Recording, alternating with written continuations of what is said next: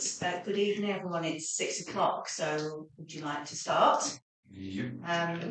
This meeting we need to start the agenda with the election of the new chair and vice chair. As our previous chair has become mayor of council. So I'd like to start with that. Would anyone like to Propose Steve. Second. thank you. Are there any other proposals? So we'll vote on that, please. I'm a visit. I'm not. You're visiting, so it's unanimous. Thank you very much. Would you like to come and join? I will indeed. I didn't want you sitting next to me anyway. I'll miss you. Yeah. It's in the orders.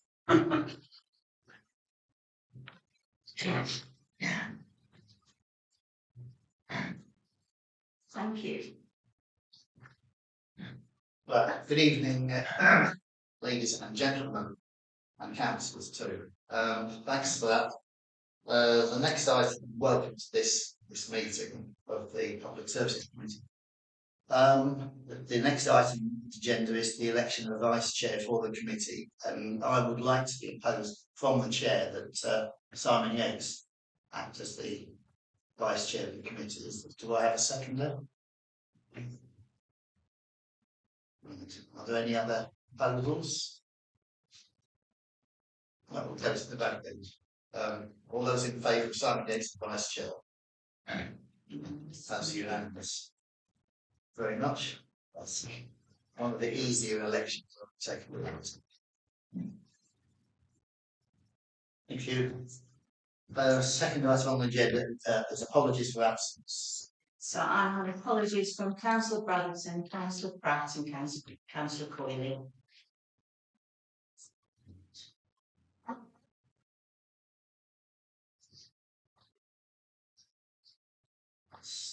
Thank you very much. Those are received, obviously. Item 3 is declarations of members' interests. I'll start that off by declaring a non-financial interest in item 8, particularly the item that deals with trees at the Railway Cottage, as a member of the Railway Cottages Association. Are there any other declarations of interest? No? Thank you. Right, item 4 is to confirm and sign the minutes of the Public Services Committee held on the 3rd of March. Shall I have a proposal for that? Or Simon, please second it. Right. Before we go to that, are there any amendments or corrections people to make? No. Okay, on that basis, all those in favour of those minutes being a record? I think everyone voted for this. Yeah. Would you like to sign a copy of that, please? Yeah. Sign.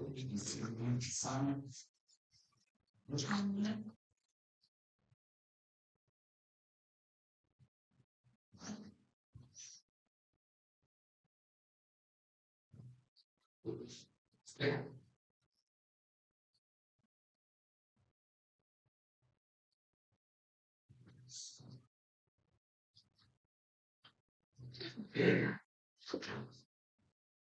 Thank you.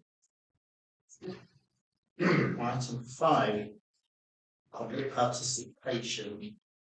I won't read what's on the agenda there. I don't see any member of the public. There is a member of another, someone who is not a member of the committee, whether it's Mr. Councillor Y or Mr. Y, I'm not sure.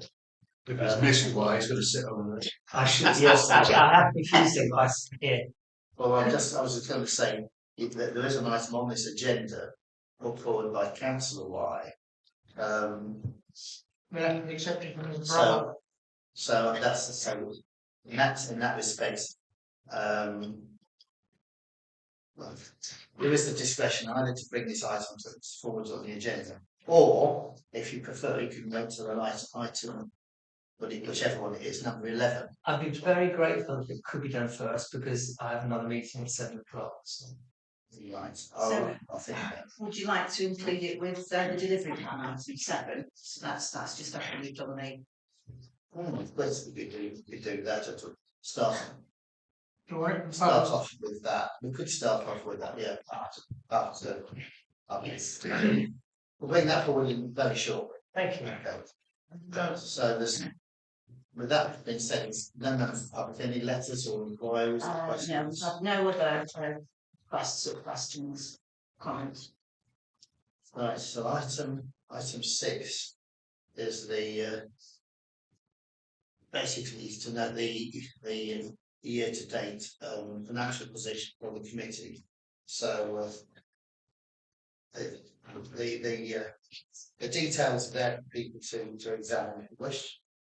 So it's very early in the financial year, so not a great deal of money has been spent, as you will see. That will change in the next few months, but we haven't received any invoices, for example, for online expenditure on any services. And a lot of the other items are under discussion during this agenda. If I may, Chair, just one Yes, indeed. point, just a general point really on the issue of the budget, as this is the last year of this town council. It's really important that the decisions that we make or have made about committing resources for this year we make sure that they're all done. I'd hate us to be in a position where in a year's time, if we're not here, that things that we wanted to do haven't been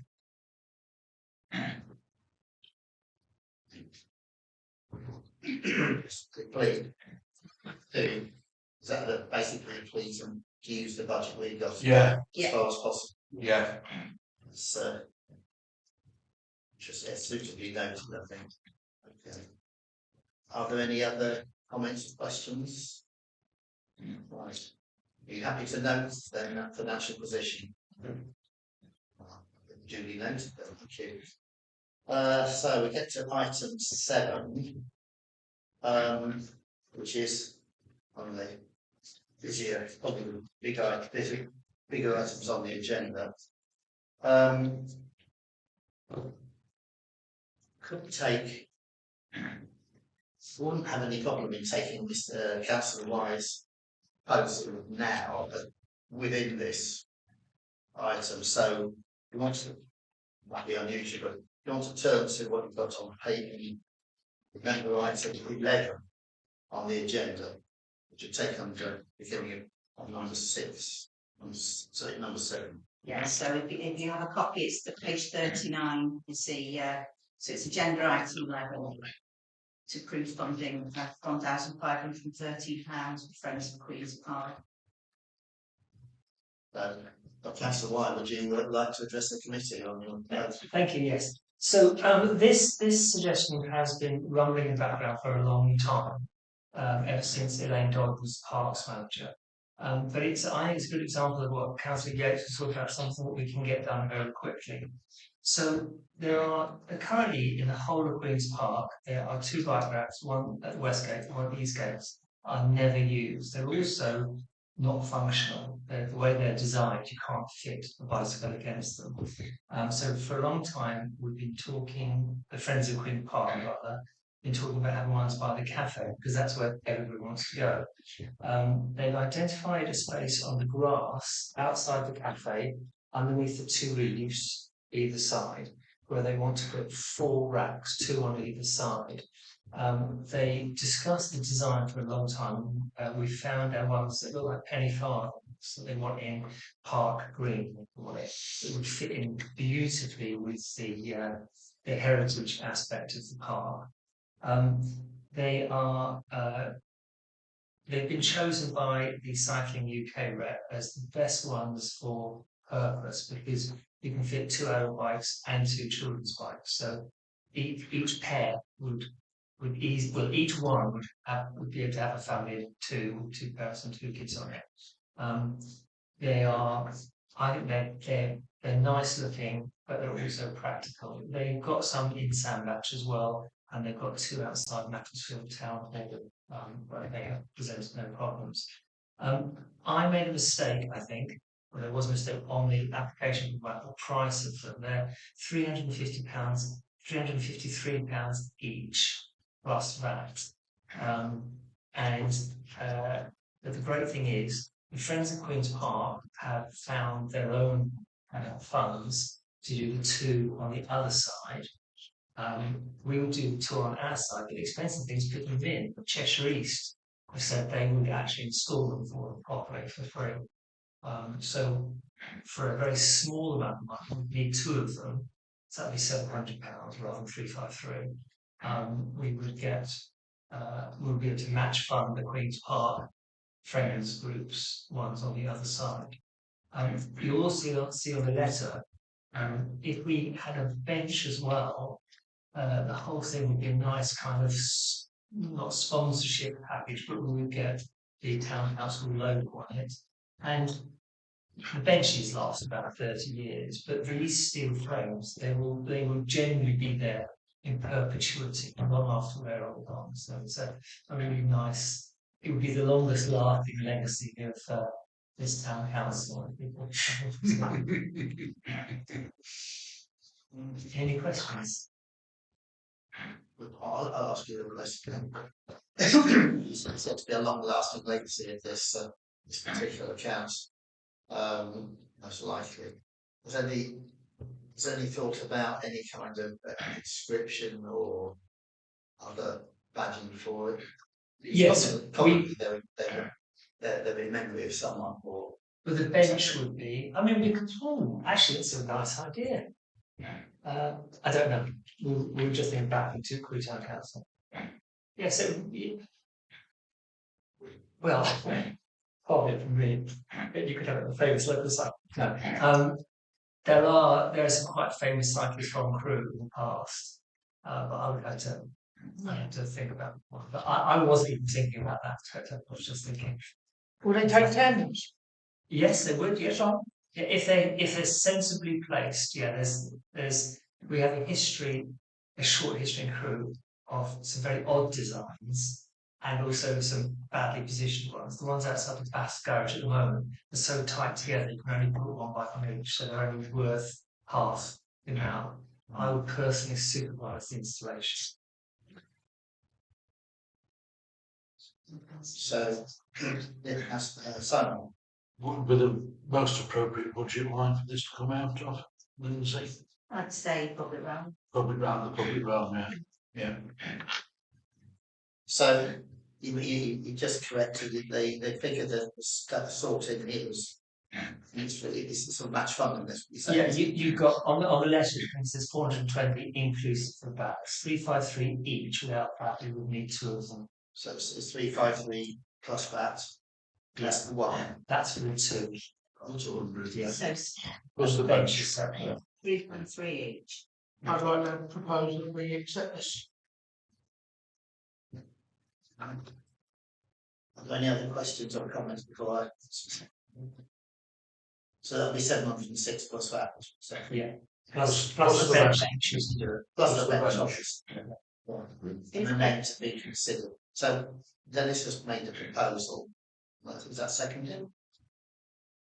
Yeah. No other comments? Any amendments? I was just going to ask you, is it one bench and having one either side? There's not a wooden bench next to it, but there will be one nearby. The location of the bench would have to be negotiated. Yeah. It'd be nice to have this.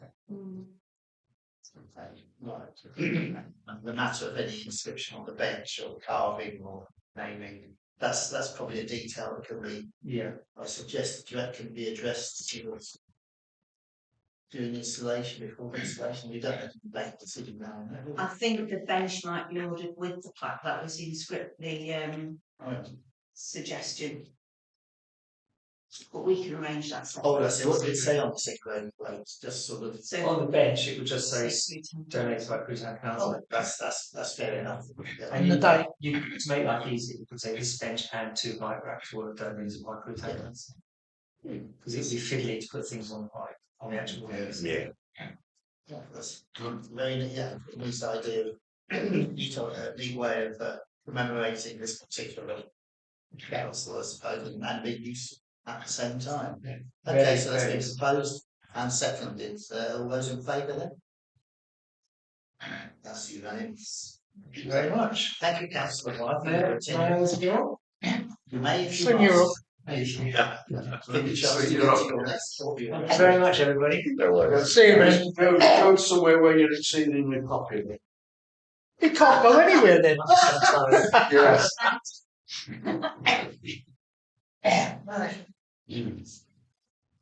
See you, Ben. Right, well, we turn now to item 7. Yes. Yeah, work through that. So this is looking at delivery for 25, time 25-26 and questions around budget use for 26-27. And there are some considerations which I suggest we go through as we go through the paper rather than all at the end when you're trying to remember what we've been talking about. So I've put those in separate sections. And the considerations will be in relation to the floor budget, cleaner crew, and then public grant 2027. So I've outlined the budget and the allocation of funding within the report.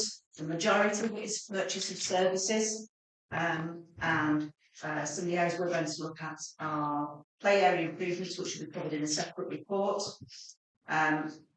Cleaner crew, there's a question for you there, floral schemes, and allotments and assets that come under a separate report as well. So in terms of cleaner crew, we've had lots of stop-starts on this. The Town Council has always expressed its desire to support the cleaner crew project, but working in partnership with Cheshire East Council has become a little more protracted as they had some issues to face in terms of timings and any potential contribution to a joint project. The situation we're at the moment is that Cheshire East Council will be rolling out the scheme for collection of food waste and those additional bins in the autumn. Any savings on budget will not be apparent in this financial year, certainly, and we're unsure from there on in. They are happy to support the Town Council in developing Clean Crew and would like to see a project officer in place to help implement any improvements in the future. But the limit of their support at this moment is, if you like, in kind, whether it be support through community enforcement. Later on, as I've stated here, some support perhaps with mobile waste units for some community clean-ups, etc. I've also shared with you the learnings from the previous Cleaner Crew pilot project, which really outlines the need for someone to coordinate any improvements, and there needs to be a continuity. We have a population which moves and people their habits change or fall back into habits. You need some persistence there and support to improve the environment. It's important to work with the community, and where we've seen that support and where we've seen the community involved, they have been successful, but continue to look for external or council support to deliver what they do, and the Town Council does continue to support them. We need the Section 46 notice to be continually there, and preferably if we were to expand the Cleaner Crew project, then that notice would also have to be issued more widely, and that is under discussion. And we need to focus the champions, if you like. Committee also asked if unspent budget from last year, so we had a total allocation of £45,000, that could be put into earmark reserves with up to £25,000 being expended on early projects. The reality of that is that there isn't anyone to deliver those early projects, and without an officer in place, it would be difficult for me to deliver anything at this point in time. We've got other projects which we're tying up, therefore, really you wouldn't see anything until the autumn on those projects. The earmark reserve is being confirmed by Finance and Governance next week. So that budget should still be there to allocate those projects. So there are a few options really at this stage to proceed with the employment of an officer for 12 months, which would be coverable really within the £55,000 allocated in budget this year, and there should be some ability to also use some budget there for supporting the actual delivery and activity of that officer, expenses in getting around, covering the costs of projects and buying items of equipment. So one option is to proceed with the employment of an officer for 12 months using the available budget and in line with the drafted job description, which has already been approved. That approach presents a risk to an extent in that a very short-term contract isn't likely to attract a great deal of applicants, and you'd also have the risk of losing them quite quickly, and they'd be looking for the job quite quickly. We could request to council that we support employing an officer on a permanent or longer term basis with provision for future salary in longer term budget planning. Or we do not employ an officer and consider future priorities for this committee and deployment of the existing resources. So the considerations there are to agree a preferred option for the Clean and Green project. In addition to that, just add a couple of points. We have a £500 Tesco Stronger Starts funding budget to purchase community tools and equipment to loan to volunteers. Held off from doing that just on the basis that we were short of space for storage a little while ago. We do need to spend this money before the end of July. And I think we're at a point where we could store or we could purchase that equipment to help any community groups and volunteers that come along in the interim. And I'll also ask you to consider or to note that the Cleaner Crew early projects cannot be done before September, but I'll give you an update at the next meeting. So that's the first section. Excellent. Couple of things really. One, I don't think there's any point in us doing anything which is short term. Two, anything that requires Lindsay to be managing anything is going to be very, very difficult to do. Thirdly, I think, given the point before about spending this money before we lose it, I'd have thought that the best thing for us to do would be to try and use this money to do specific capital investments or cleaning improvement projects, something like that, that we can contract out rather than attempting to do ourselves. We've already done a number of things with the business improvement district. We could do some more things like that. We could support the Crewe South Alleyways people more. But I think anything that means us employing somebody for 12 months, I mean, it's a complete waste of time again, quite frankly. What we've got here, and Lindsay's put in the paper, we have an issue here where we've got a transient population, and any education exercise which is done once will end up having to be done 50 times, and really does nothing to make a difference. The only thing in the end that's going to make a difference, I think, with these sort of issues is if we can get to a stage, as has been done with some of the Crewe South alleyways, of engaging the residents, having it as part of something which tries to lift, the area, rather than us continually responding to an issue which, quite frankly, is never going to get resolved by the short term going things at it. My view. If there's any other comments, do indicate if you wish to speak. I'd have to say my view on this basic proposition. Do we go ahead with to employ someone for 12 months? Agree with Simon on that. There's no point in trying to employ someone for 12 months, and it does obviously have risks. Actually, my view is very simple, that we've got £55,000 in the budget. And as far as I'm concerned, I might be wrong in this, and that's why there's a reference to in option 2 to provision of future salary and long-term budget plan. We've got £55,000 in the budget. We're not going to use it all this year anyway.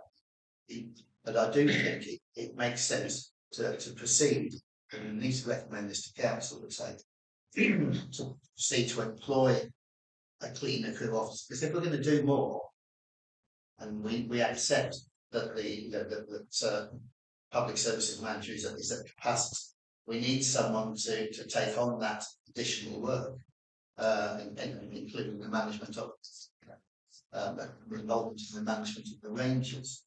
So we do have that in the budget. We have a 3-year kind of horizon, don't we, on the budget? You know, we talk about this medium term financial sort of 3-year horizon. So in reality, we've got the figure in the budget for this present year, and unless we decide to cut it out later this year, which I would think is foolish, actually, it could be there for another couple of years after that. So I think we need to get, we said that we know that Cheshire is, they're not going to come on it because they're promised, if not now, maybe never. But we do, if we want to make improvements and involve the community in particular, that is new work which needs someone to lead it, and that's where this officer would, I think, come into play. Third option, not to employ an officer, I'd reject that altogether anyway. I think now, so as you pointed out, Simon, we have money available from past budget. There's £45,000 from last year, which we've already, I think, agreed in principle that some of that could be used for various early wins, various projects, such as those that you've mentioned, and that's I would say is probably available in this financial year to use, up to that £25,000 and possibly beyond. So on this particular this particular consideration, are you happy to just take to go ahead with the request to council to employ an officer on a permanent or longer term basis with the provision of salary in the long term budget? Chair, Councillor McCoy. Yeah, Stu. I think I'm totally on board with what has already been mentioned in terms of what not to do. I just wanted to just confirm. Obviously, the option 2 is basically giving us that, like I say, that long-term committed point to getting things done on a regular basis, making sure it's done, going beyond just 12 months. But also, it's to combat the risk of not getting anybody because of the 12-month contract. When we get somebody who knows what they're doing and would build those networks with the local area itself. With that in mind, how does that factor into when you said about the consideration about noting that the cleaner crew early projects cannot be delivered before September? If we were to go with option 2, would that also include obviously the hiring and training effectively of that person? Yes, and I think we'd be looking to perhaps some early projects just to get some experience and some knowledge. I mean, the reality of the timetable of employing someone must be 3 to 4 months. Mm-hmm. So you'd still see that even with hiring somebody, you would still be looking at. I'm not suggesting bring it earlier. My concern is if we go down the route of hiring somebody, are we saying would it be postponed further, or can you ideally see us still in that September mark? I think we'd be looking to deliver some projects as soon as that person was bedded in. So we need a little bit of induction, but then we'd look to develop some projects. That's right. The reason why I asked is with that, I do think that is definitely the option to go with. I just wanted to make sure that the results would be seen, and we would be pushing that down the line. That's all. But for the fact you said that, thank you. Yes. Just a consideration to see if you are wanting to recommend that we employ somebody full time, but obviously it's a large percentage of the budget that's available. It leaves very little left to actually implement direct projects that you're suggesting. So is that something you're comfortable with? Because previously you talked about identifying areas and then spot purchasing sort of action in terms of cleaning or power washing. Well, that was the purpose. Referring back to this £25,000. Yeah, we've got to get on and spend it. Yeah. That's Yeah, the yeah, I point. think, haven't but, we? yeah, but to get on with that, I mean, we've got to recognise that's that we've got within our organisation. And that's Sorry, are we talking about two different sums of money? Yes, we are. We are. Yes. So we've got one which is a recurring sum of money, which is in the budget, isn't it? Which is something about we planning for the future. In fact, that's the salary for the the office. 45,000 in the reserve Yeah. is what we need to be getting on and spending this year. Absolutely, Isn't and it? that is the point. That I mean, you know, we've committed ourselves. We are committed to having a cleaner field officer at some point. No, I think it was basically saying, well, we need, you know, irrespective of what Cheshire East Council is going to can support or provide, now is the time to get on with it, because it's going to be going through the machine. It's going to be what recommendation through finance and government accounts. We'd be looking to get perhaps an appointment by about September. I would have thought September, October, which would more or less then coincide with the less regular collection of black bins, the revised services, food waste, and all that stuff. So, so that's it's now is the time to do it. That's all I'm saying. We've been able to delay it up till now, but if we want to get, we said we want to go ahead. So we need this officer to lead that. £45,000 that's not spent from last year's budget. That's the source of some funding for these projects to start off with. Yeah. And then beyond that, I mean, a large part of it is going to be, I think, that office. There's a job specification, and then it talks about community engagement. There'll be a lot of that, and probably organising things along with would be volunteers. I think the issue of, well, do we provide a fund for future years for investment in such projects? That's probably something for the 27-28 budget. To think about, you know, we've approved it. We think in principle we've got £25,000, possibly more, to use this year. That gives us a point into what maybe something we should put in the budget for a future year as a sort of an operational budget for that officer to use. That's the way I'm thinking about it. Yeah. Two things. One is on the issue of the 45,000. Yeah. There was a discussion at the last council meeting. Though there was like a bit of a dampener put on.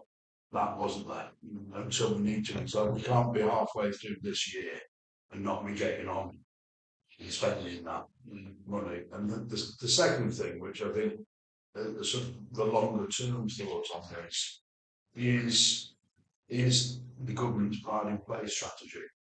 Now, at some point, Crewe should be getting something from this. And this sort of cleaning up sort of arrangement is exactly the sort of thing I think that neighbourhoods would be looking for, particularly because we've discussed in the past about how do you expand what we learned from the Crewe South Alleyways project into the rest of the town. Now, who knows whether in this current financial year Crewe would actually get something. But of course, if it did, it would be allocated to a particular neighbourhood. Two, it would go to Cheshire East, not us.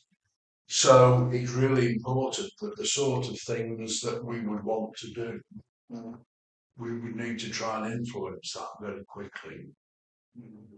Otherwise it'd be gone. Back to the 45 grand thing, we need to be moving on that because it's amazing how quickly time would run away. You know, Yeah. I mean,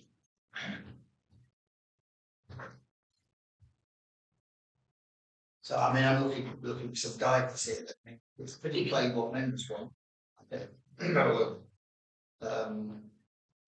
think that when we can deal with that first part of that recommendation, which I think is which suggests or we request that council supports employing an officer on a permanent or long-term basis.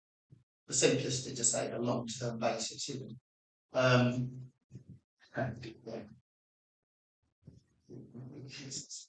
You can't be any longer term than permanent. On a permanent basis, with and then policeman superficial salary. That salary needs to be in there because if we want to attract a person who's going to be committed to do this for a period of time, that's one thing. Does that have your support, that particular proposition to begin with? I would say that. I mean, exactly. That's what I was literally going to say about the fact that obviously we need to make sure that the salary is matching to what the kind of skill set we want. But obviously, we can't start that ball rolling until we decide today what we're doing. If it helps the committee, I would propose number 2, which is requesting the council supports employing an officer on a permanent longer term basis. So yes, I would definitely put that as a proposal. Secondly, right. I think we need to get that and with the point about provision future salary in the long term budget planning, which I would say is almost it's in the base budget now. So by definition, it's in there effectively for the next 3 years. And it's worth spelling that out, I think. Yeah. As in this wording here. If it helps, I think it is worth spelling out. I was just wondering about the fact that if we make a direction decision today, then those conversations can happen rather than delay a decision in waiting for what the salary might be. That's what I'm proposing. Just picking a direction. We've got a budget figure. Yeah, if that doesn't meet it, I think too worried, to be honest. Well, if we can always have a rethink if it's not drafting it. So that's been proposed and seconded. Are we all happy with that? Yeah. Those are the people you should do. Yeah. Thank you. The second consideration about the Tesco fund, but we need to just get on with that. We do that, yeah. So I propose to do that. A second. Yeah. All those in favour? Very much. The third element about the early wins that we want to do. As I say, I mean, there was a discussion at council, wasn't there, about. Can you remember what was this? We were something that Jill raised around because we were suggesting a number of projects, weren't we, to spend against the initial release of 25 grand, but there was some.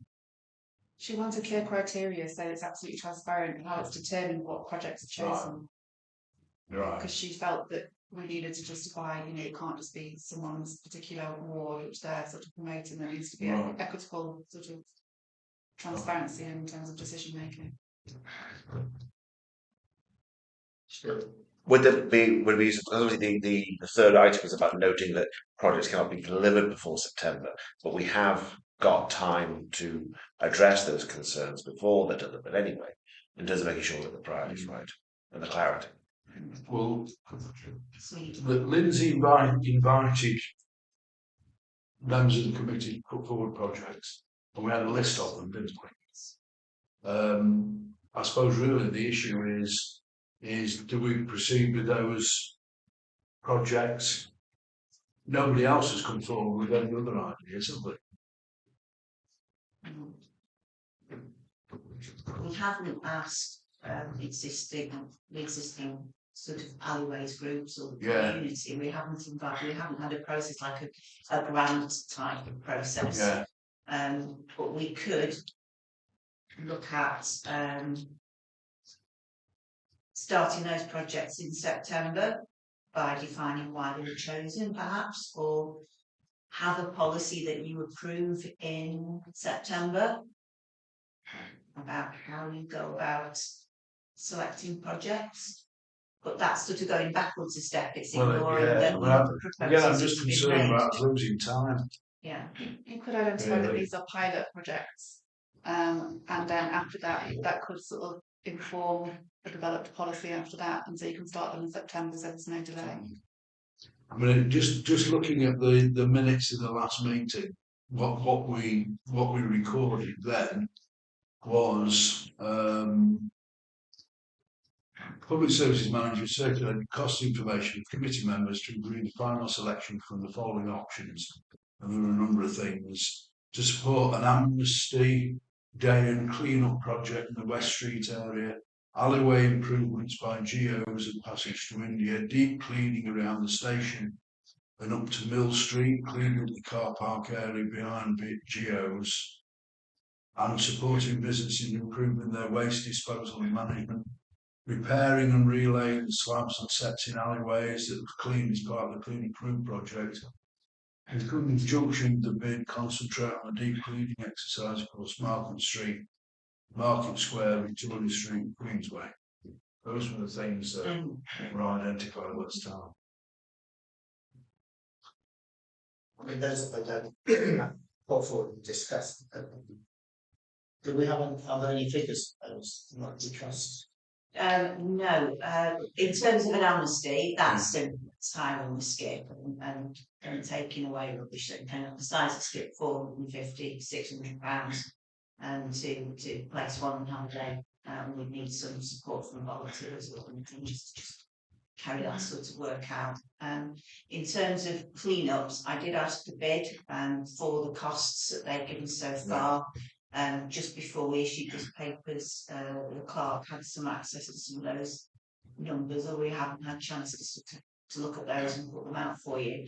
And some of the other definitions, the other projects needed more definitions. Yeah. So, you know, to address alleyways in terms of that, what are we meaning by that? Are we relaying a lot of sets or repairing drains? Yeah. So we just need a bit more definition in order to be able to put a cost to those, to value to those. So we could run it on a rolling basis. So the easiest things first would be hiring skips and putting them out there and promoting it. So that would be an early start, and everything else would take a bit longer, but perhaps not as long as. Seems to be we've got a bit less time tonight to decide what we've got 6 or 7 items on there. One is how we might actually proceed with this to get something going. I mean, the suggestion about skips, for example, if that's an easy one to do, that could be a first one. But without, I mean, to be honest, we set a limit of £25,000 to use from last year's unspent budget. And we need to know the cost of these different things. I mean, you know, sets, repairing sets and things in alleyways. I think that, I mean, we don't know what's the easiest things are the ones that we can contract out, aren't they? And using like the information from the bid around clean-up exercises, I mean, that's where you start. And the skips and stuff like that. The rest are obviously a lot more complicated because it would probably involve, as it take to say the word, highways. To be honest, in which case we could be around. I think to be honest, that's what I'm very doubt. Have we got any idea how much it actually costs us now to clean all the alleyways? Basically, roughly. No, because it's not something we do. So we don't have a cost for that. Cheshire East might have a figure for the cost of collecting the fly tip waste. They employ a permanent team to do that. It's not just the team, it's the cost of disposal as well. And running vehicles. So we could obtain that, but that current cost of cleaning alleyways is an ongoing cost, whereas this is intended to take something a bit further. No, I appreciate that. All I'm thinking is that for some time I've been thinking maybe it'll be cost effective if we just put skips. If we collect bring it out on this day, we'll get rid of it for nothing. And how would that affect it overall, in respect of how much we're actually paying out now to clean the alleyway or any rubbish anywhere?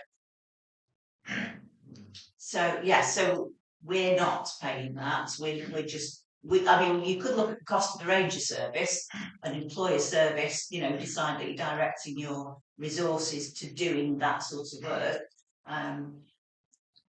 But it's a difficult one for us to ascertain. No, I appreciate it. All maybe I've got it wrong, but I think that if you turn around and said, if you've got rubbish, don't dump it, we'll come round and collect it once a month with skips or whatever. We'll come round once a month, bring it out, don't cost you nothing, but don't dump it. I suppose the big question here, I'll come to you in a second. Big question is, there's the possible £25,000, and the thing is, to be used on early wins, some of them listed. I think the big issue for me is who is going to approve the specific spending? How can that be organised? And then look, be quite, what sort of advice you could give, or like, given that we're not going to have a clean and crew officer to September, October, who could then take on board this sort of thing to research and find out and report back to this committee. But for future, because we want some early wins, we want some of those wins. We can't get tied up in bureaucracy. Because when we won't make another decision for another 3 months, will we? So I mean, we've got a number of ideas. Some of those could be costed up.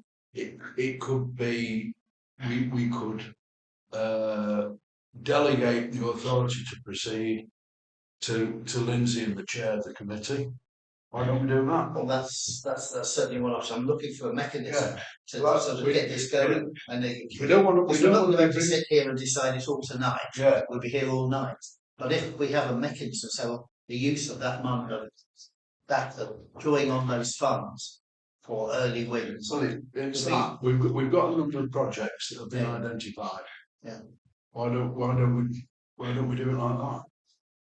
Delegate a decision on the specifics to the public service. To leave got the authority to do that in consultation with Is that a the proposal? chair. Yeah. I'll second that. Well, that sounds like a sensible way forward. Because otherwise, we could say We're just waiting. We're going round and round. Yeah. But if we could get something going, whatever it is, that's fine. So we propose then delegation to that activity, that action.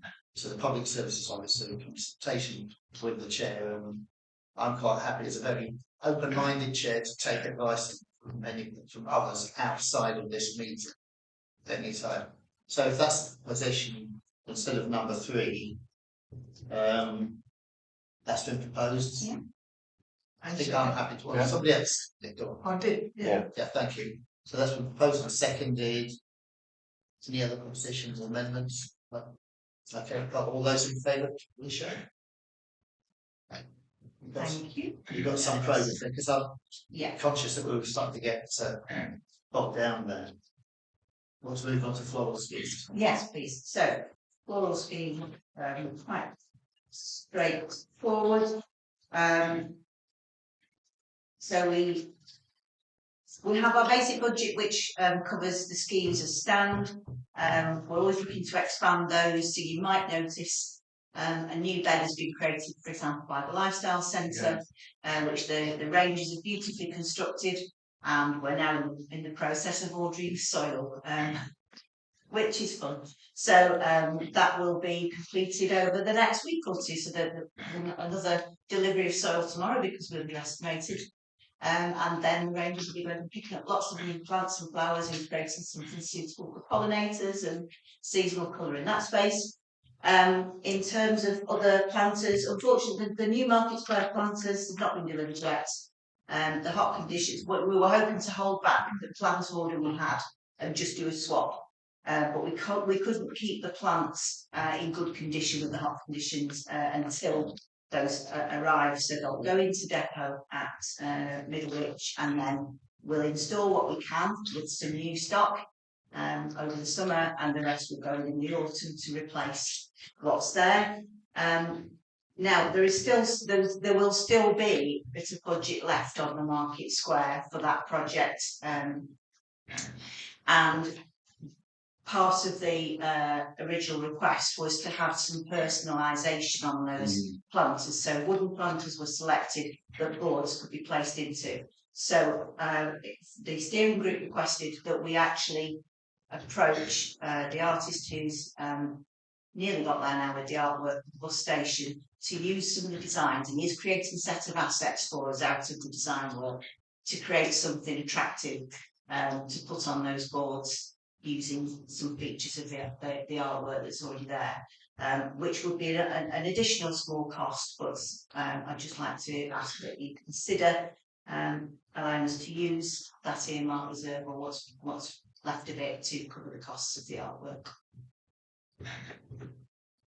Yeah, so Two things. One, propose that we do that. Second thing is a comment really, and really just came out from what you were saying, Lindsay, about the work that the Rangers do, and it struck me that again, just going back to the cleaner crew stuff, is if there is stuff that the Rangers could do, which gives them a lot more job satisfaction in terms of doing things that are contributing to the way in which the town looks, and that the additional cost of that in terms of their time comes out of that budget, then why not? You know, I a few weeks ago when the guys were painting the furniture on Victoria Street, and I had a long chat with them then, and they were really enjoying what they were doing, and people were coming up to them and talking to them, and they were clearly Crewe Town Council people doing things. And I just think that thought that made a real, and it was good for them. Yes, yeah, I have to say they really enjoy that. And when I set them a challenge and said, "Look, what do you want to do? What do you hate looking at? What would you like to improve?" They came up with proposals such as the Victoria Garden, which they've just completely restored. And she said, took them out, had them shot blasted, bought the stuff, put them back in. That's so great. it's nice to have that pride More in of their that. work. More of that. So you proposed that basically the recommendation to note the updates and approve the use of the remaining earmark reserve for projects, etc. Yep. Yes. Okay. Secondly, Stuart, any other comments, questions? Okay, after the vote, those in favour? Thank you. Second. Right. So moving on, art projects, we've got we're nearly there with the bus station design, and just a few questions which the artist needs to answer. I apologise, I sent out a Google poll which didn't work. I changed my outlook and it just didn't work. So I do need to arrange that quite quickly. But it just has a few questions. All the designs have been, or all the images have been turned into sort of line artwork rather than sort of photographic images, etc. But he's got just a few things he wants to talk about positioning, and then we'll be ready to roll things, finalise and get this artwork put up. And the similar with the bridges, we've had quite a lot of the designs through which I sent through to steering group members. So I need to just find out where we're up to now, what's missing, and I'll do that via email to you all and just keep you informed on that. And then the only thing that's outstanding there is the commission from Highways. But without some finality on dates, it's very difficult for me to do permission to install because it's an online thing and everything has to go through that date. In terms of the rest of the delivery plan, this is where we have some of the considerations. So at the last meeting you prioritised what you would like to spend your budgets on, but there was no further definition, and really in order to move this on I need some decisions. So in terms of the order that you selected, decorative lighting or features was your number one. So my question to you this evening is, where would you like to light next? We have looked at areas in the past. You could look at Prince Albert Street along there because we've got the industry centre coming in and there's a line of trees. You could look out to the corner of Crewe Street, Market Street, sorry, Chester Street, Market Street, that area. There may be other areas that you would like to suggest. So I'll leave that to you. Or you could look at the meanwhile space. Yeah, I mean, the meanwhile space, that is lit, the pathways are lit, They are. aren't they? But the rest of it isn't. And that might be something particularly is when all the fencing was gone down Queensway, we've got those street lights, haven't we, going all Yes. the way down there, some of which are in pretty poor condition. Which would be a good area to pick up, wouldn't they? Because Market Square's already pretty good, isn't it? Yeah. Victoria Street's pretty good, isn't it? It is, yeah. So maybe that sort of that line down there. I suppose the other area then you can think about if there's anything around the market hall area, I suppose. Yeah. Difficult really until the archive is finished to understand what that would look like. I think so. Any other thoughts? I can't say that I've given that too much thought. Yeah.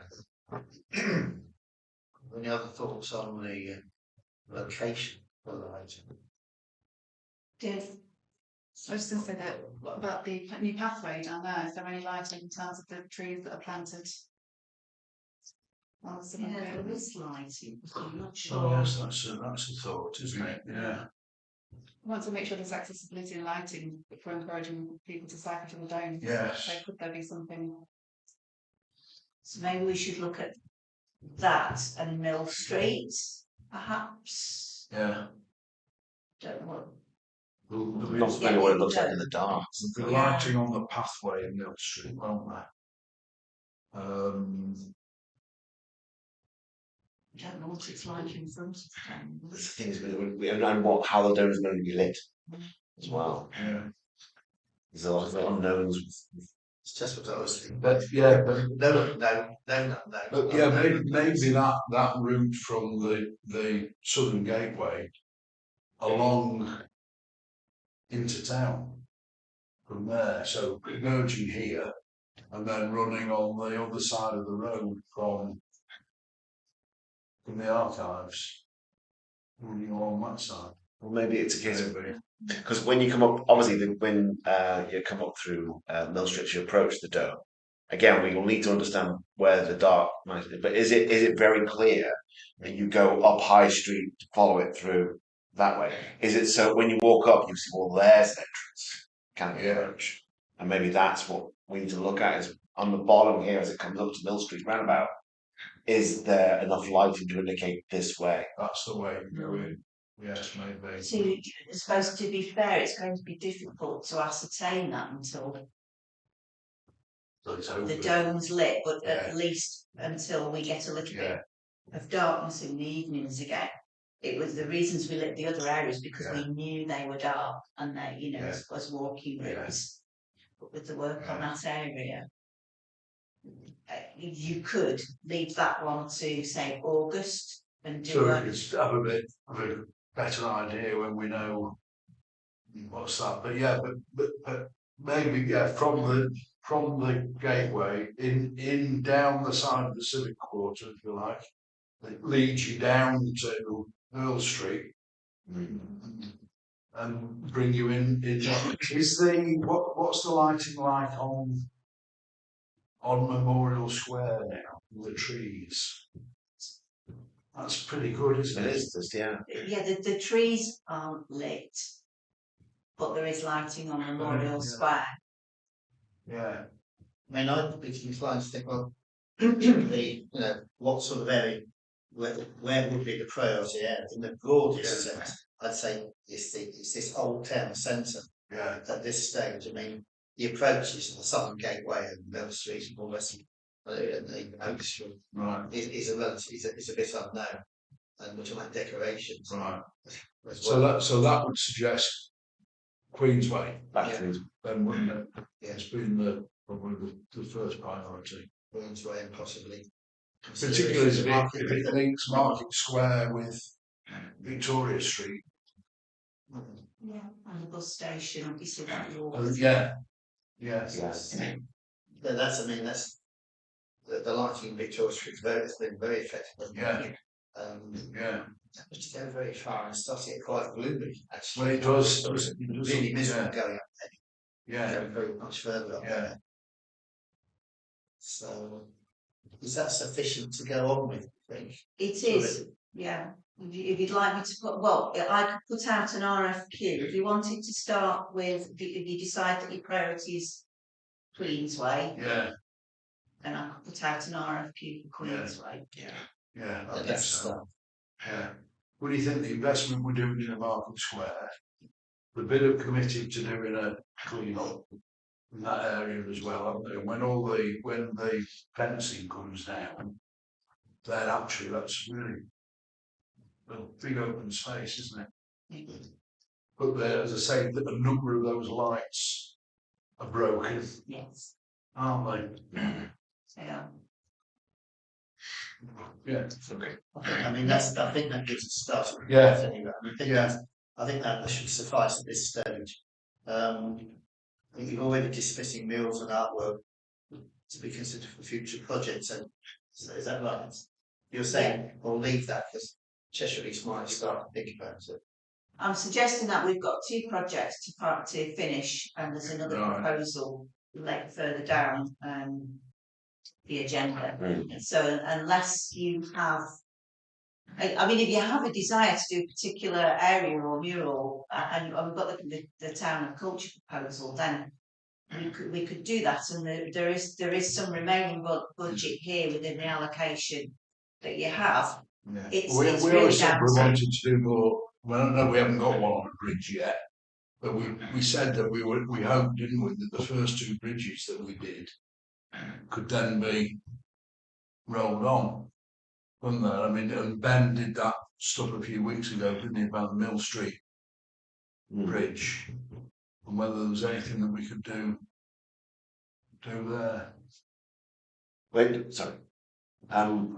When do we think that the ones that go, the bridges, for example, and the bus station, how far away are we from them actually being installed? Oh, they'll be done over the summer. They'll definitely be done over the summer.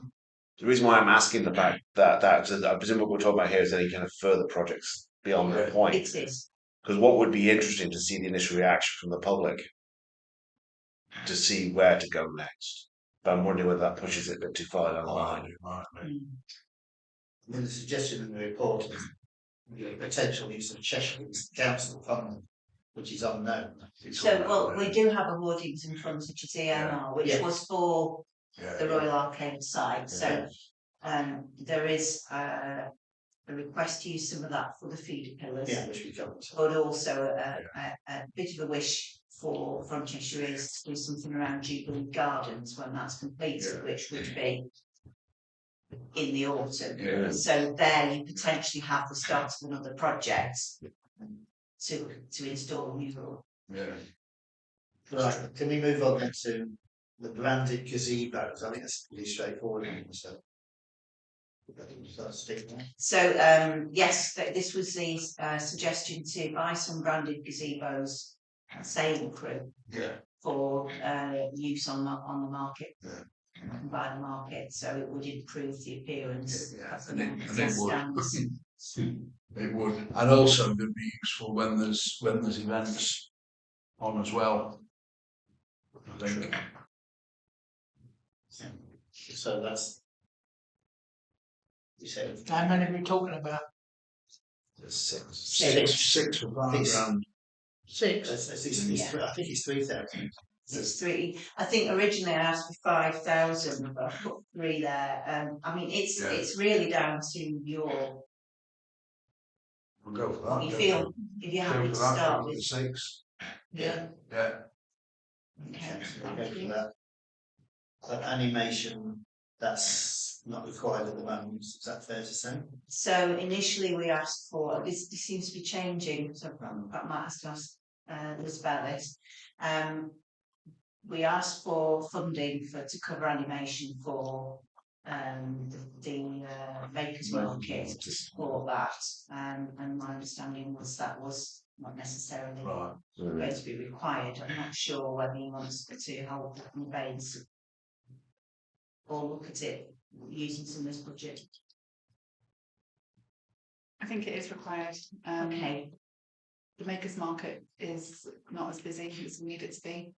They don't have as many stores, and it is at risk of folding, to be perfectly honest, unless we attract more people to come on the day, increase footfall, but increasing the number of market traders. So I guess any animation to support that would be beneficial. Because it was the first Saturday ones done, wasn't it? It was, and the one in June will be cancelled due to various reasons, but it will then go ahead on Crew Day on the first Saturday of July, and we hope that will reinvigorate it. Yeah.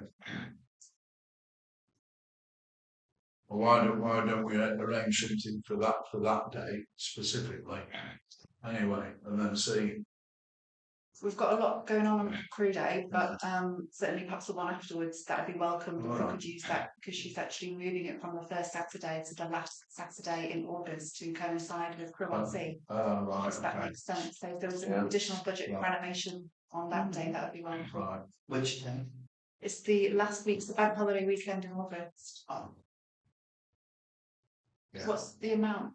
so we've got unaccounted for here at the moment. We've got £8,000, but we need to take off about £1,500 for the park purchases, don't we, for the bench and cycle racks. Yeah. So we're talking about nearly about 6,000, it's just over 6,000.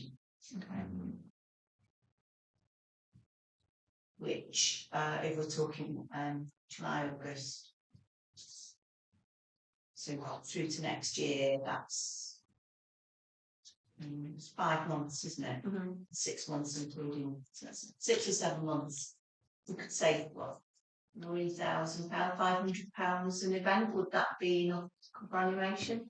It would probably be a little bit more than that, but we will factor in, we've already got budget for Christmas lights, which on, so we'll incorporate some of that in terms of Makers Market, but I think that would make a significant difference. So basically saying the £6,500, roughly speaking, left in this budget. Yeah. He's suggesting that it's going to need most of that for animation. Is that what he's saying? If it's available, I think it would be the best use of money in terms of support. I think it would be the best use of the money if that is available for animation for Makers Market. What's the members' thoughts on that? Bearing in mind these are the further projects which could be proposed but don't. What are your thoughts on the animation? Yeah, let's go. I think so, and it's at the end of the day, we have got the Makers Market. They're hanging on by a thread. Let's see if we can help save them. Otherwise, it's starting again. Yeah. If we pull the funding for this, we may as well be saying to them, we're not going to support you anymore. So you're basically saying, so that there's no remaining budget. Oh, we're dedicated to spending it all. Yeah, absolutely. 6,500 or up to that for animation. Is that what you're proposing? And yes, I'm proposing for that. But we've got the clocks to talk about as well. Yes, so I mean, that's for that particular point, yes. for animation 6.5. I mean, if we spend less, all well and good. So, but there we go. So you're in favour? You're okay with 6,500? Hello? Yeah. Right, and the final one is it's lots. I've got to say, I'm amazed that there's a large organisation fund the building of a bus station, any kind of station, and not have clocks. No. I mean, it's just unbelievable. So I mean, it's been suggested there's £3,000 available for that. Would you like to speak? right, so We discussed clocks at the last meeting, and it was the lowest priority from the selection of options. Subsequently, we had an engagement event at the bus station looking at the draft artwork, and were inundated with quite a lot of comments about people wanting to see a clock at the bus station. At the moment, there isn't a clock apart from a little alarm clock type thing, which is in the window of the office. And when the shutter comes down, the clock disappears. We subsequently then picked up some comments on social media asking for a clock. There was a lady who expressed how having to refer to her phone, sort of when she was on her own in the bus station, made her feel exposed because she didn't look down here, whereas looking out at a big clock or a clock would help. And we had a message or a request from a gentleman asking for the same. To put in big digital displays linked to bus times, etc., is probably outside the realm of this budget, but it would be feasible to put a clock or a few clocks along the wall in the bus station with some degree of accuracy. So the clock that's in this office is battery powered, but it's also picks up radio signals, and that's what sets the time. So when you change the battery, it sets itself. And it's something that the rangers could keep an eye on. We could purchase something like an analogue looking clock with hands like that, or we could purchase something digital. And we could, again, incorporate some design element to relate it to the artwork or branding to present it. So the question is back with you again, bearing in mind some consultation or comments from the community, if you would like to consider again. Admittedly, when you've written on here about 8 requests we've made from clocks and displays, and some of the points about the vulnerability side of it, I get the concerns, and I think again going back to the idea of making an impact, I think it's worth listening to this feedback to just putting clocks up. I know, obviously, for ourselves, we were thinking it may not be a thing, but I'm drawn to this comment about the fact of vulnerability. I get that. Absolutely. Yeah. It's not just in terms of my thought when I read vulnerability. It wasn't so much about the fact that looking down, the fact you're getting your phone out. Oh, there is, yes, as well. To have a look, and of course that could quite easily be a vulnerable thing too. So I think we should listen to the concerns and invest in a clock. As to what type, I'm not sure, but I do understand what's. If you're going to have clocks, then they need to be. There's no point in having battery clocks. You have the bigger batteries. They need to be mains fed. And I think the best way to put the clocks in is one either end of the bus station. So whichever way somebody's walking, you can see the time of the clock. So it doesn't matter which way you walk, you can see the time of the clock. And wherever you sat, you will go on left or right, and you can see a big digital display of the clock at either end of the bus station. But they do need to be mains fed. And if the radio controlled, if there is a power failure, it'll automatically reset time. That sounds like a really sensible suggestion to brief, doesn't it? Yeah. So mains fed. Yeah. Digital or traditional? Yeah. Which digital? Well, if I may, I might say there is digital displays. In terms, is there digital displays in There the are bus no station? displays, no. I think it's what would be expected. Yeah, too right. I mean, it goes with the design of the bus station. At the end of the day, it's a modern bus station, so I think a digital display would be more to date, if you will. Yeah, a digital display. Yes. Right. Okay, the brief seems to be mains fed. Yeah, probably 2 clocks. Should we get 2 clocks one and each. £1,000 and that's probably even less. Mains fed, digital, normal numbers. It also supports the council. I mean, I think you need something that's Yes. at least For cognitive. this high. Yeah. I'm sorry, I didn't catch it. So you need something that is at least this high and fairly wide, so that it can see Yes, people look. If you like not wearing the glasses. yeah, quite so.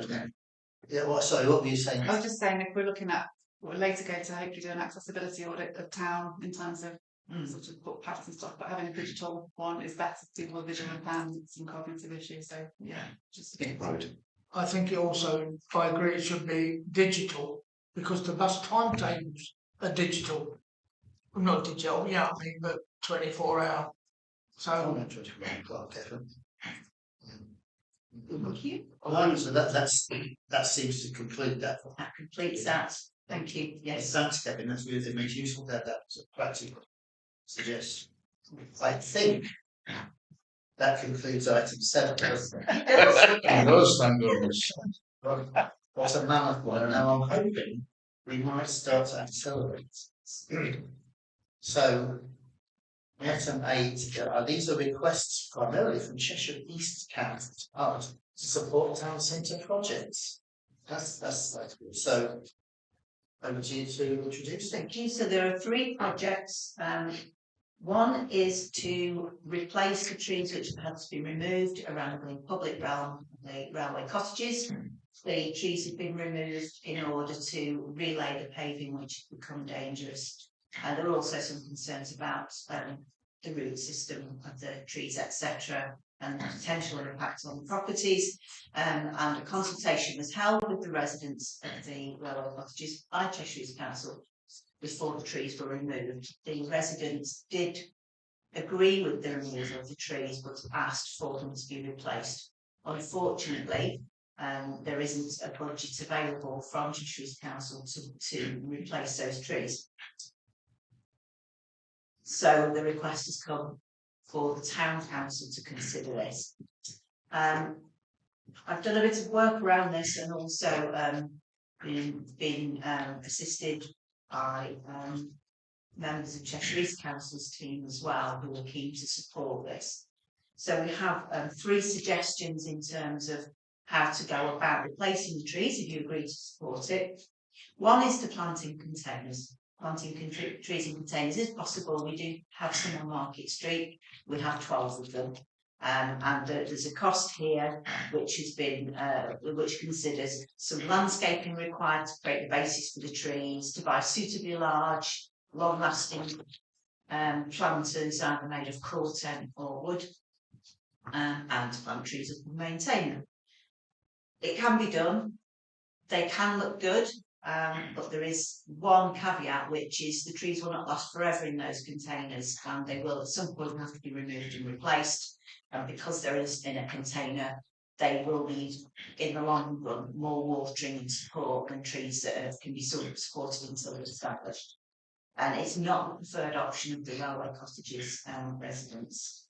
The cost for installing the planters with trees would be between £27,000 and £29,000 if we go with the costs as given there. The next option would be to plant them in the ground. Just simply dig tree pits which are lined with the membranes to prevent the roots encroaching too far, to encourage the roots to go down into the ground rather than spreading out, with suitable, obviously suitable species for that. They would need some maintenance in the first few years, watering, etc., to get them going. But from there on in, they would hopefully last for quite a long time. The previous trees were there for over 50 years. And these could possibly last longer than that, being managed properly.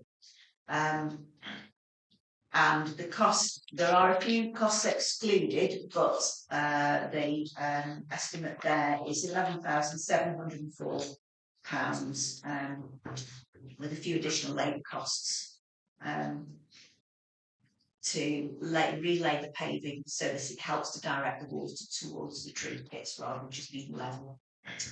And then the last option is sort of the Bentley level proposal, which includes using sustainable urban drainage systems, so a form of capturing the water. The suds need to be maintained, so those would be put in with the trees so that they would have an element of self-watering, and it would help to manage surface water within the area. But the costs, excluding the actual installation, the cost of the trees, the cost of the tree pits, etc., And the quote we have, which was provided to Cheshire's Council, is £135,672. How much? For 8 trees. Could I just say that, I mean, and as I've declared in my actual interest, but there's a clear preferred option here, both by the residents and I would suggest by us, and that has got to be the street planted trees option. Various reasons which were actually outlined in what's called Appendix C, but that's basically it's the text of a message from Kevin Edwards, who's the chair of the Residents Association, and it basically states trees planted in the ground. 1, they require less maintenance, particularly in the first few years compared to planters. 2, they have a longer life expectancy. I mean, trees and planters, what, 6, 10, 12 years, whatever. You know, a normal trees, we talk decades, many decades, 50 years or whatever. And third, be more visually attractive and harmonious to the cottages rather than large tree planters. And there would probably be, but there is a significant, I would say, maintenance workload if you use planters. Anyway, that is certainly the residents' preference. It's certainly my preference, and I recommend it. In case you're wondering, it mentions the type of trees. And if your Latin is as excellent as that, but this is the Cheshire East Arm tree expert. Marlus everestes based Frava. Yeah. And Sorbus hupetes as well. Simon will know this with his gardening expertise, is a rowan. Yeah. And the preference would be that basically in one street you have the crabapple trees, and in the other street, so say Joyfold is one, and in the other street you have the rowan for uniform appearance. And the good thing about these trees, unlike the white beams which were planted there with the best of intention 50 years ago, without any root guards, which was certainly in danger of undermining crops, big roots to be taken up. Allowed to go unfettered, they could grow to 20 metres or they're about pretty high. These trees, the general height that they'll achieve, again, I'm quite happy for Simon to correct this, but it's between 4 and 8 metres, or between, roughly speaking, 12 feet and 25 feet, but that's sort of, which is relatively small and more readily maintained. There will be an issue of maintenance in the long run, but that's another issue. So I'm suggesting on that one that we support the replanting of trees in that public realm area. How good is this root guard? The company that's actually removed the trees, although the report states that Cheshire East Highways are carrying out the work, the company actually carrying it out is Tree Heroes Limited. Well, not been paid by them, but that's their name. And they do a lot of work in the Greater Manchester area all the time. They use this sort of a membrane arrangement, and that contains, easily installed, and that contains the roots.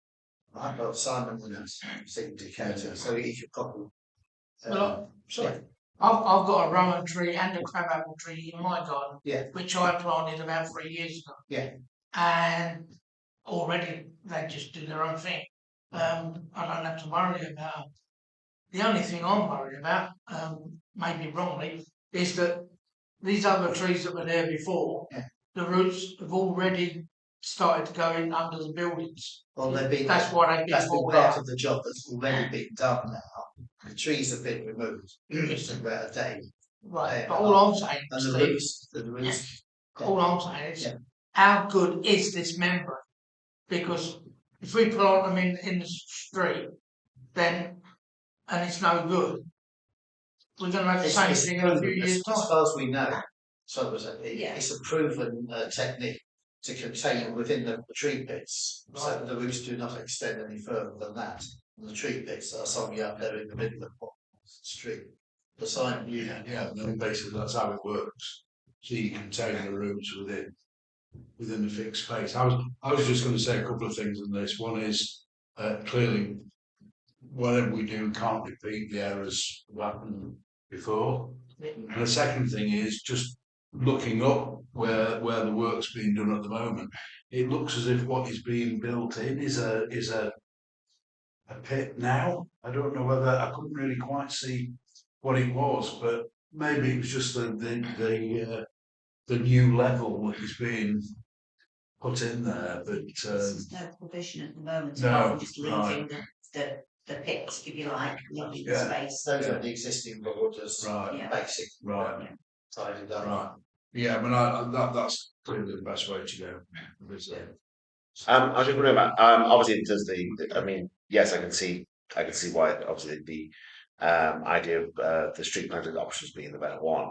Are they asking for a commitment to the money? Because I've noticed you've noted on here the fact you've indicated the possibility of finding other funding or match funding. Absolutely. So at the moment, we don't have budget allocated to this. There is some budget for allotments and assets, which has to cover everything. So £10,000. So it wouldn't be sufficient for all of this.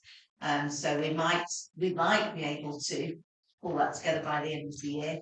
This can't really be done and delivered until next year anyway, until next autumn, because we'd have to wait for the Warmer Homes project to be completed, or to such a point that you can actually put the trees in without creating a problem.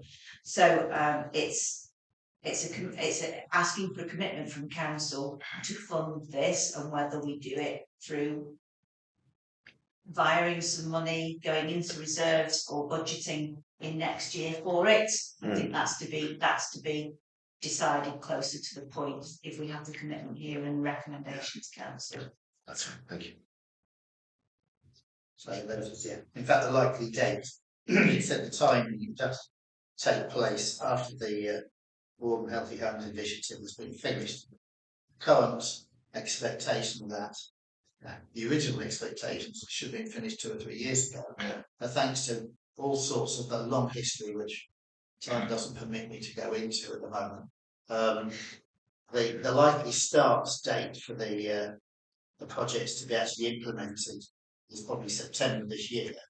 That's the latest estimate. Yeah. Subject and quite I believe quotes have been sought by Cheshire East, and those are being examined as we speak. They expect the hopeful start date is September this year, completion by June, roughly speaking 12 months from now, June next year. So the tree planting, it's had to be done in the autumn, the soonest. So it means, to all intents and purposes, there'll be an 18-month period from now, roughly 15 to 18 months, where there's some borders, just some plain borders there, where probably some short-term measure might be required. Well, I think will be required to ensure weed suppression. So if they're just left, right, if they're just left as they are, the weeds will shoot up and be loads of sycamore trees and all sorts, because there are sycamore trees nearby which plant themselves profuse everywhere you look.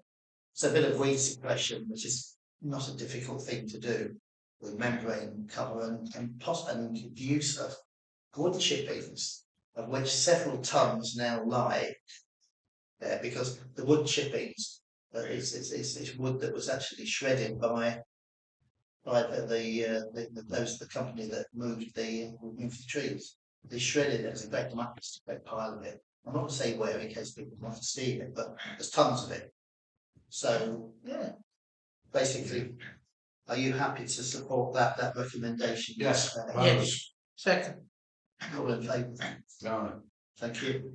Thank you. So moving on to the other items within this. Sorry, I've not done them in the order of the considerations, but I'll cover them all. So the next one is to apply for a premises licence for the Meanwhile space with budget from placemaking / public realm budget, which is a little bit pushed here now. But we'll have to put that. It's a small amount of money. So the Meanwhile space is intended to be used, or there's an aspiration to use it for events. Mm-hmm. Some activities are not, we don't require a licence for, but if you were to have music on there, or performances or sporting events. There are a number of things that you would have, or use a PA basically, you would need to have a licence for. It is possible for us to apply for a temporary event notice for each of those events where we might want to hold a town centre event and feature something on there. But that's, you can apply for a maximum of 10, and there's a process every time. To apply for a premises licence, as we do have for Lyceum Square, for Market Square, for Memorial Square, would be around £250, and then we would pay every year as long as we kept that licence. I did make inquiries about just extending the licence that we have, because we have one for Market Square, which also allows us to use Queensway.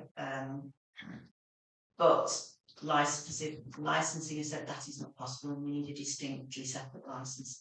There is a benefit to it in that we're extending the area that we cover with licences, and so for events like the Christmas switch on, we could use it, but also it gives us a little bit more control over those spaces. Yes. In terms of having a premises licence. So that's the next consideration, to apply for the premises licence. I'll move. I'll second it then. Yeah. All in favour? Definitely. Thank you. And then finally, So we have this a budget, an earmark reserve, which I explained earlier was for hoardings originally. Now for hoardings and frontages, the new meanwhile space includes 3 feeder pillars, and there is concern that those feeder pillars may become vandalised in time, and therefore to shortcut that or deter it, it might be preferable to actually put some artwork on them. So they're quite distinctive pillars and they're not very attractive. There is hoardings and frontage budget, and the request is, could we utilise £2,000 from that EMR to pay for some community artwork on those 3 feeder pillars? Yes. There's only other one thought in how we do that. We could directly commission someone, or we could put out a competition and ask for some submissions, which might be more. Yeah. I mean, I have 2 things. I think the first one on particularly on this, the more we are seen to be doing things which impact on that space, the better, Yes. and the greater influence we have on the space. And the second thing that occurred to me is we're rapidly responding to requests from Cheshire East Council.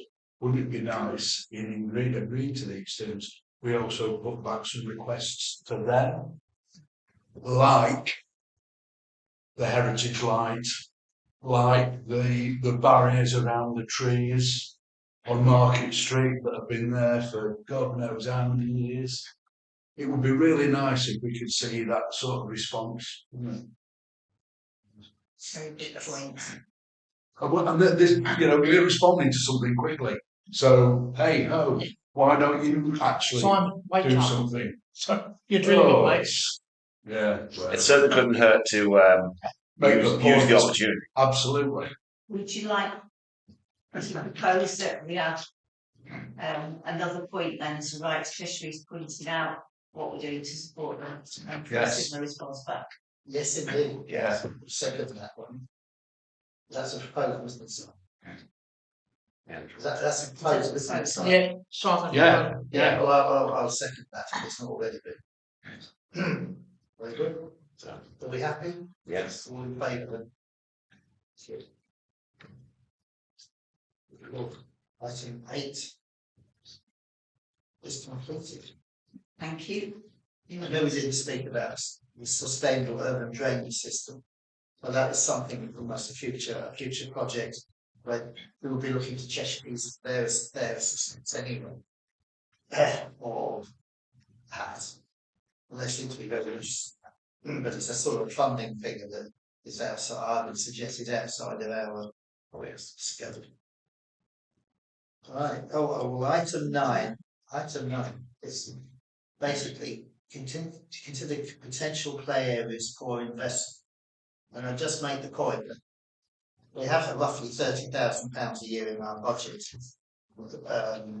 it's about 60-something thousand pounds, which pays for the park range of materials and so forth. And the other 30-odd thousand, making a total of 100,000, is originally put aside as a kind of replacement reserve on the basis that we've invested in as a town council several play parks, and at some point in the future, maybe 10 years hence, thereabouts, they'll need replacing. So it makes sense to have some replacement available. That basically touches on one of the options that's open to you. But we you know, I'll hand over to you, Chair. Officer, let's see if we further. Now over to you, obviously, to go for the Park Summit, because there are other areas that may need consideration, and it's worth having a look at those. It's open to comment from anyone in the committee to see where we go with this. Thank you. So the background is we've invested £400,000 into 3 parks. The final one, and it's the frustrating one, is Pepperbrook, where we took a couple of years to decide on using 2 years worth of budget to deliver that project. It is underway. The design boards you'll see for display. Some of the work's already happened, and we're waiting for the paths to be installed, which our contractor has been chased against recently. The ground was still too wet a little while ago for them to actually dig, but pressure is on them to get that done this morning, to get them out, to get them done, so that the playground installation or those elements of play can be installed. The mugger has already been lined, and the drainage has been put in to safe. So that will be completed over this summer, and so we should have some new play equipment, and the play equipment is waiting to go in, so that should happen soon. Moving on from that, the chair has explained the position in terms of finance for play areas. I asked Cheshire East Council to review the parks, the remaining parks which haven't been for will require future investment, just to inform you so that you can make a decision on how you want to use the finances you have. And you see on the report, I've highlighted all the parks that have had or are due to have investment. So we've got Brookhouse, which is Pebblebrook, Entrain, Derby Docks has been invested in, Lime Tree Avenue, Lansdowne Road, Leighton Park, McLaren Street, Queen Street, Stanwell Street, School Crescent, Valley Park, Westminster Park, and then also we've got another which is going to be installed at Jubilee Gardens. So there's a good spread across the town of play areas, but there are still some pocket parks which are not in great condition, and those are the ones which have been focused on for our benefit. And you'll see there's a report from Cheshire East Council on a number. So we've got Macon Meadows, which gets flooded. The lower part of that play area gets flooded just because of its location. In the ideal world, you would invest in moving at least the bottom half of that play area out, moving it further up the hill, so that it is more usable more frequently. And then we've got King George with the playing fields, which is very popular, and with the investment that's been made in that area, is being well used with new 3G pitches and the skate park. There is some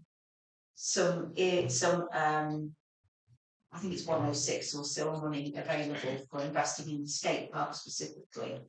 But the existing play equipment is looking quite dated, and we could do a refresh there for £20,000 to £30,000, or a full site overhaul, £80,000 to £100,000.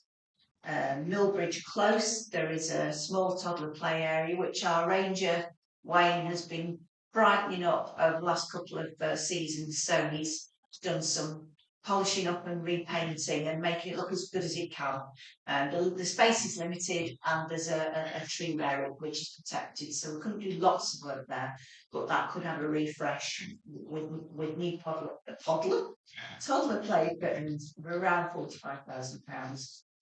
Then we have Clawton Avenue, which again the ranges have repainted, and that's been very well received by the community. The play surface is not great, and some of the equipment is really looking like it should be renewed. Unfortunately, the way the sites around it have developed, it's a little bit out of sight, and therefore gets subject to vandalism. And the recommendation, if we do anything there, would be to invest slowly and see how that's received. Pebblebrook Park is not far away, so it's not the only space available. And there was a recommendation to work with Guinness to look at developing another site in the club area as well. Then we have Queen Street Park, which has received investment from Towns Fund and FCC Communities Foundation. The play area itself has had very little investment, so the main funding went into the boundary path, skate park, planting scheme, seating and picnic tables. So to put in a new multiplayer unit, which we're going to repaint, so it's going to look better than it does now. But to replace that multiplayer unit, which has been in a number of years, £75,000. That skate park is really well used. Very well. I'm down there quite a bit and see them on there. Very good. It is. So the considerations are to nominate a project we'd like to deliver within this year, within the £60,000 total budget you would have available, or to select a project or projects which would require further planning and funding applications in order to deliver. You could use all or some of this budget as match. If you wanted to go for FCC funding, for example, you'd have to put up 20% of the total cost anyway. Or retain all of that funding in an earmark reserve in anticipation of future bigger projects. In coming up with this information, have Cheshire East come forward yet with any proposals around the 200 odd grand that the government are in Cheshire East for play areas? I've asked them about that.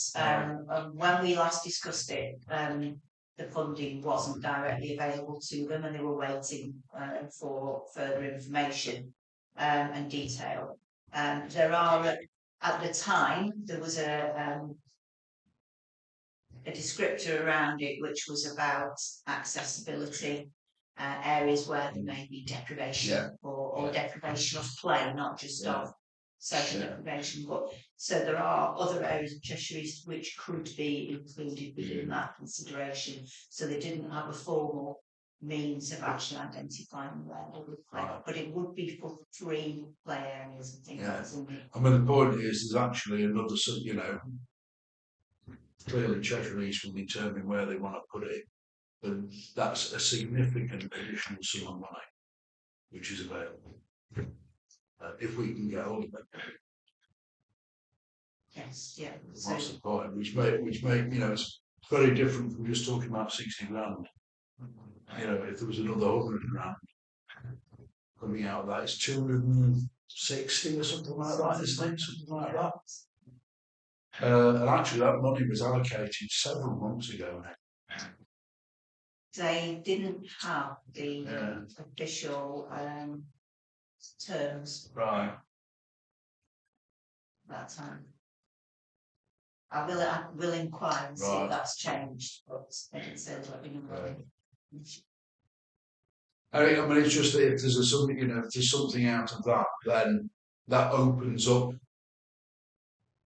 the scale, doesn't it, of what can be done very differently if you're talking about 60 grand, if you're talking about 200 grand. Yeah. I have to say, my attitude towards it, as I stated at the beginning, we at one point we were investing £100,000 a year into play parks, but it was a grant to Cheshire East Council, wasn't it? £100,000. We completed that investment programme or grant programme to Cheshire East. So now this is effectively the second year, I suppose, the second financial year where we've got a park ranger that cost us the £60,000 or £70,000, leaving £30,000. So we've got £30,000 from last year's budget, £30,000 roughly from this year's budget, and the original intention was, well, at some point, you know, the government grants were great because they were capital investment. They failed to take account. There was no account taken of the need for maintenance. Where was that we stepped in with the park ranger, and but obviously there was no consideration given either to the need at some point, possibly in the future, to replace those. So I'd suggest that I just wondered there's a limit to how far we go. I tend to agree with. I mean, Simon's brought in this interesting point.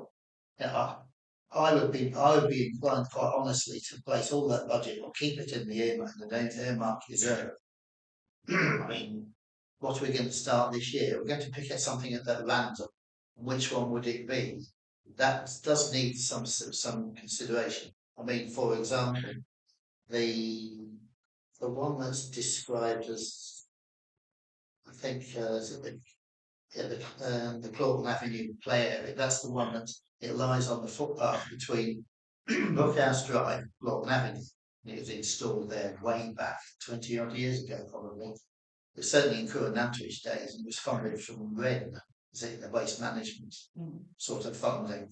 But at that time, there was a great big field behind it where people took their dogs to walk and all that. That whole area now is the extended Manor Way allotment site, much bigger than it was then. I mean, it was expanding probably about 10 to 12 years. I think Pam Minshall was the mayor, I think, when they were starting to expand it. So it's a bit isolated. It's by a footpath. I'm not sure how well lit it is. Well, I think it's a bit of a doubtful one anyway, in my opinion, because there is the other piece of land that's been mentioned near to Gresty Road, which is Guinness land. Anyway, Simon. Can I suggest that we find out what the position is from Cheshire East about that government allocation before we do anything else? Yes. Because it just changes the picture completely. If we've got a significant sum on it like that. I would agree with that, which basically means the money we've got, we keep it in the earmark. So put it in the earmark reserve, pending whatever it is, the availability of further funds. And I'll get on to Eddie as well. So I need to talk to him about finishing off the towns from parks anyway. So. And then there's time. I mean, these areas that's all we may well want to invest in them at some point, but we do have to consider, at some point in the future, as being responsible for photos. In the first place, who do they actually belong to? They belong to Cheshire East, don't they? We provided the grant, but providing maintenance support for the benefits of the crew. But somewhere along the line, the long-term planning suggests, well, is there such a thing as a reserves policy, replacement reserves policy in Cheshire East? I really don't know, but it would be helpful to know, because that could shape what we do, couldn't it? So yeah, I know. 13 minutes. I know what well, no, we were overrun and we need to extend that. So anyway, I'd say propose to place all that budget in earmark reserve to continue to build a fund beyond the current year. Right? And actually support this approach. A 3 to 5 year investment strategy would be recommended to underpin planned investment and future budget plans. And then,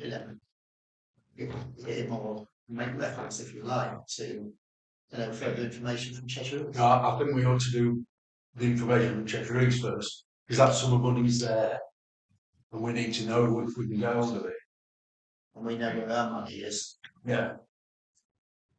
Yeah. Well. Right, so request further information from Cheshire East. Yeah, about how we're going to allocate that money. Yeah, this is just something that we've done a lot of. The rest of us have not seen anything on that. No, because nothing's emerged about it. Nothing's emerged. So Yeah. In light of that, then place all the money at £60,000 in that earmark reserve, or keep it. We hold on to it. I might hesitate to suggest that again this is something that ought to be demonstrably spent by May the 6th, 2027. Well, those. Gonna say you're a bit late. Yeah. Yeah. Right.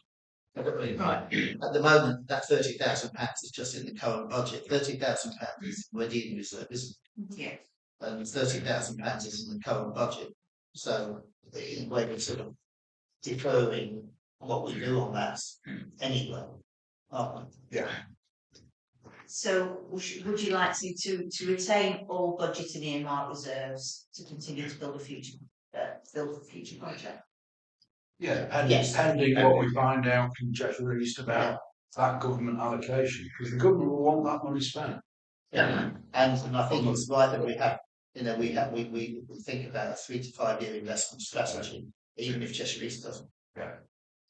So can you knock that together? Yes. Are you all in favour of that? I'll propose that if you like. Yeah. Thank you. Right, what's that?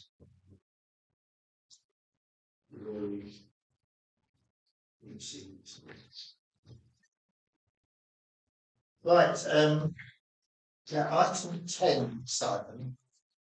I've got a suggestion. Right, I've got to start, it's not because of that. It's on the suggestion. I'm looking at my own papers. Stuff. Anyway, what I was going to suggest that street naming is not like a street or event or space naming is not normally a function of this committee. And I was going to suggest that we refer this to the planning and advice. And you'd expect them to say no. Why? Because this is a wind up. I'm very deliberately wanting to wind Cheshire East up about this. And the way to do that is to actually stick it to them. I'm fed up of going to meetings and talking about meanwhile views. What the bloody hell does that mean? It needs naming. Listen, and Why does it need naming? well, do you want to say, well, why don't we go to the Meanwhile Use Park? All right, well, do we have to name it after? Well, I mean, you're making a suggestion. Yeah. Something I've never heard of, quite frankly. Yeah, you should have done. You obviously didn't go to the heritage thing last year. I did actually. It was on the story. Yeah. That said that there wasn't there, Yeah. but I probably didn't see that. I mean, I'm not sure about particular names. It doesn't matter about the name. It needs naming. If I may, I do agree with one factor, it's the fact that we do need to force the issue over another name.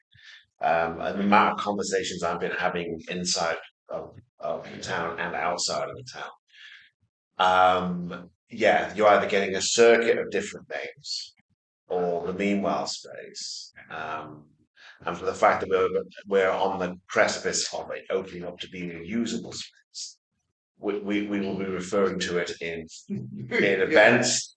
Oh, you know, and I think you are right. The fact that we do need to press upon the urgency of naming it before it's opened. Yes. Meanwhile, when we Yeah. And also, as I put in the paper, don't forget it's this council's position that we should retain a green space in the centre of the town. Yeah. So although you've made the suggestion, but it would be perfectly reasonable. I mean, I see the proposal is that Cheshire East Council rename the site to recognise the significance of this area. Yes. And that the History Society is consulted an appropriate Yeah. name. Oh, I see. Yours is just a personal. And that's why I put it as personal. No, that's fine. I mean, that proposal, if you're talking about that proposal, Yeah. that's all right. And To if keep you want, it happy. if you want to lecture sometime on Richard Parr, I could give you that. Well, I'll hold The only I'll hold man that. from the crew to die on Omaha Beach. Right. Yeah. So there's a proposal. The proposal is just as it states there. Then. I'll propose it then, and I'll assuming you second it, unless you want to. No, It's your proposal. I'm happy to propose it. Councillor Yates Yeah. insists that you put forward your proposal, which Yeah. I will be happy to say. Great, very good. no, I have the greatest of pleasure in seconding it. Well, you can say that, I don't know. Right, okay, so Yeah. are we in favour of that proposal to force an issue? Right. But if it came to a suggestion now, having said that, so that's okay. What is your view about planning and environment being consulted on their views about Oh, tonight? well, of course, why not? So can we refer it as well? Add to that item part 3. Then I presume that there is a process that Cheshire's use when they're naming it. Be it the Dorothy Clue. It's already got a name. Oh, Hang God. on. Well, theoretically, when they're naming streets, Yes. they contact the borough council for the ward. Although in the case of Right. the Dorothy Blue Retail Park, no such consultation took place that I recall. And I'm not even sure that Dorothy herself would have particularly wanted the retail park named after. But that's just why they felt it was their view. So that was a Cheshire's decision from somewhere. Oh, actually, I think it was a decision by the developers. Yeah. It's their land, it's not a street. Yeah. This is Cheshire's land, isn't it? Yes. In which we have vested Yes. interest of some Yes. sort.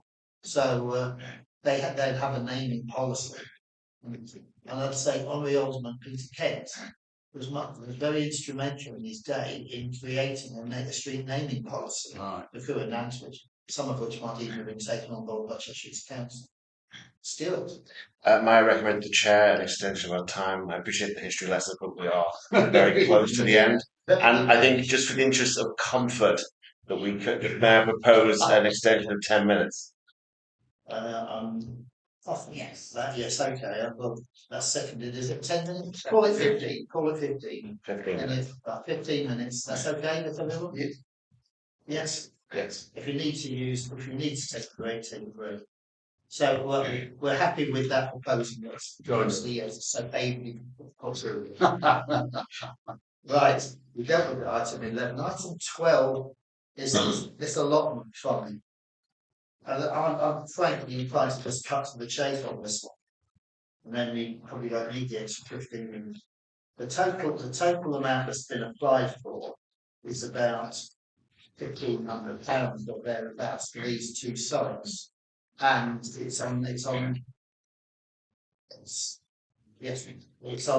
allotments which are our plot, for which we have an improvement. I think somewhere in the report it refers to the fact we've got an improvement. Oh, it's further along. Anyway, it's within the draft policy, an allotment improvement fund. We actually have one. So I think we actually have one, or going to have one. We have a budget for allotments and assets. Allotments and assets. So we have an allotments and assets fund. And it's not a huge amount. Some of which has not been spent, some of which is available anyway this year to catch up on things like hedge cutting. And it does seem to me that if the allotment holders of those two sites are prepared to match fund, which they are, and then undertake work on those sites to meet objectives which we might want. May I ask a question? Sure. On here it says Crewe Town Council owns 11 allotment sites. 8 are individually associations and 2 by allotment cooperative. Sorry, yes, that's typo. It should be 9 are done by Thank you. individual, and then 2. Thank you for pointing that out. So it's not Change not one 8. number, not the other. Yes. It seemed to be an additional one to join the file. Yes. So Sorry, carry on. subject. Yes. Thank you. Yeah. So I'd be inclined to suggest that we agree those from our allotments budget. And further to that, in any case, it says here consideration. For us to consider funding the project, well, I'd say let's do that, right? Because then, if you look at the draft policy, the proposed allotments policy, I think the big change is probably at the end, maybe yourself or Liz might like to Ed to mention it. They talk. I think the new bit is pages 700, the allotments improvement fund. It's, yes, so those, sorry Liz, did you want to? No. Liz.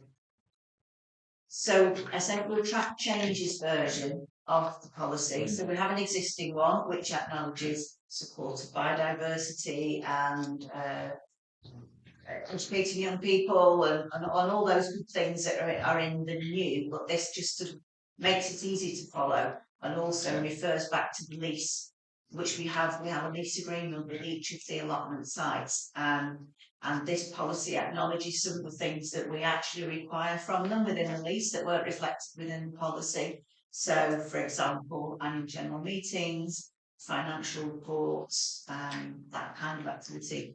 But also to address a question which came from community committee to sort of be clearer on why and when we would invest in allotments, bearing in mind we don't charge them rent, they collect the rents to spend on the site.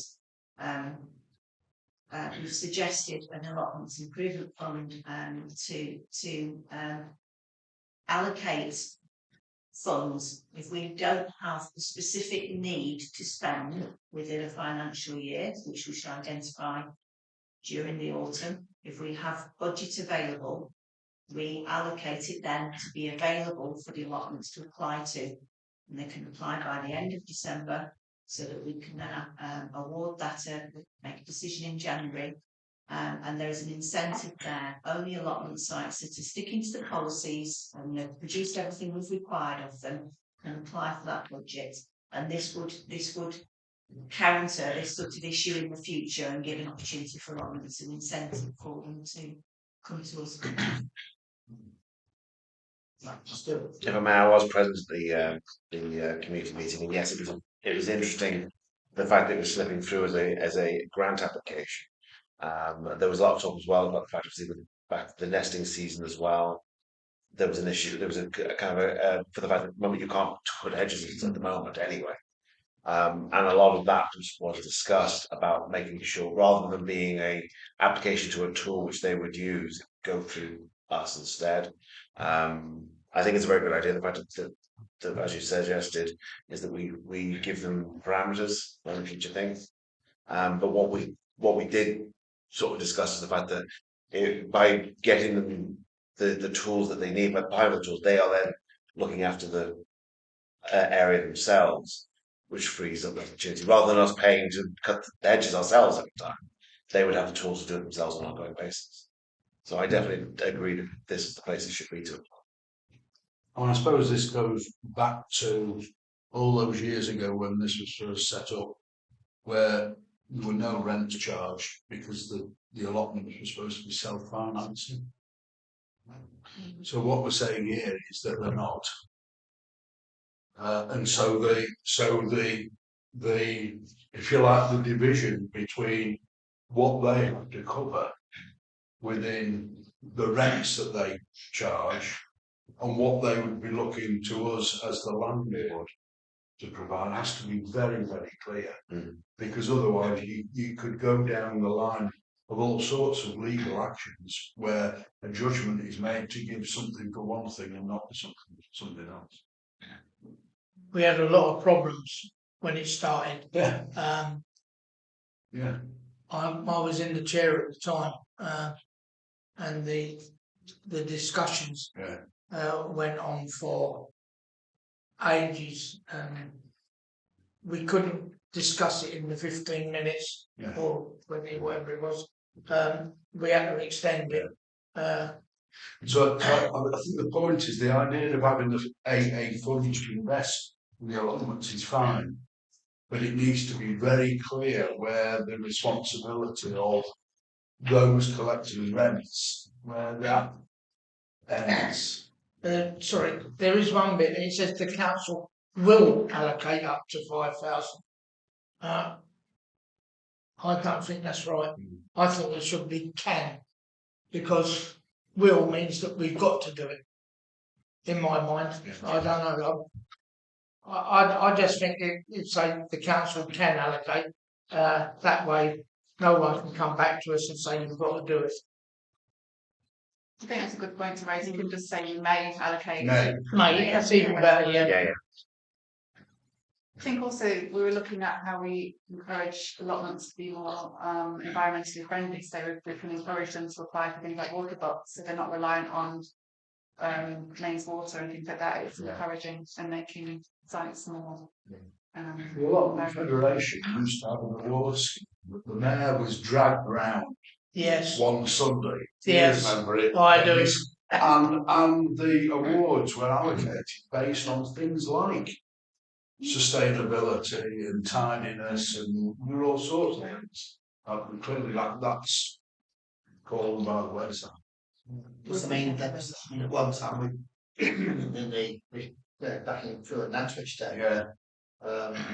they had the annual allotments competition. I think the prize was a prize. It was something like the Nick Roberts Spade or the Herbert Burns. I was going to say it was a spade out. Yeah, it's that sort Yeah, of thing. yeah, For yeah. the best Yeah. one, etc. Yeah. What with this draft amended policy, is it right and appropriate to refer this to Finance and Governance Committee for approval or for consideration and approval? It's on my agenda, which will go tomorrow. So It's on the agenda for F&G, which will go tomorrow. right, okay, we're including that. So those amendments. What the amendment from Dennis. Yeah, because then it's open then. Consideration of F&G next week. Yeah. And with the bit, because this was a very late item at the end of the day, it's good to do that. And in the meantime, I'd say it's suggested that we approve those two applications. But I think there needs to be something in it about where their responsibility lies around the rents that they would cover. Yes, that a reminder. That is all contained in the lease. Is it? Yeah, Yes. it's all contained in the lease. They were covered from that perspective in terms of any legal challenges. Right, Yeah. okay. And this policy just seeks to align to what the lease terms say. Right, okay. So are you happy to approve those two applications or not? And out of that line in the budget. Yeah. Yes. Yeah. Well, but that's all in favour. Thank you. Thank you. So that concludes this agenda at 8:07. Well, apart from saying the close date of the next scheduled meeting is Tuesday, the 21st of September. So it's sort of automatically thereabouts. Absolutely. The season's But gone. of course, if we have very urgent business, we may have to convince them. Yes. That's always a possibility. Anyway, thanks very much for your attendance. Thank Second you. learning home before it gets dark. Thank you. And I hope you're not be too Not dark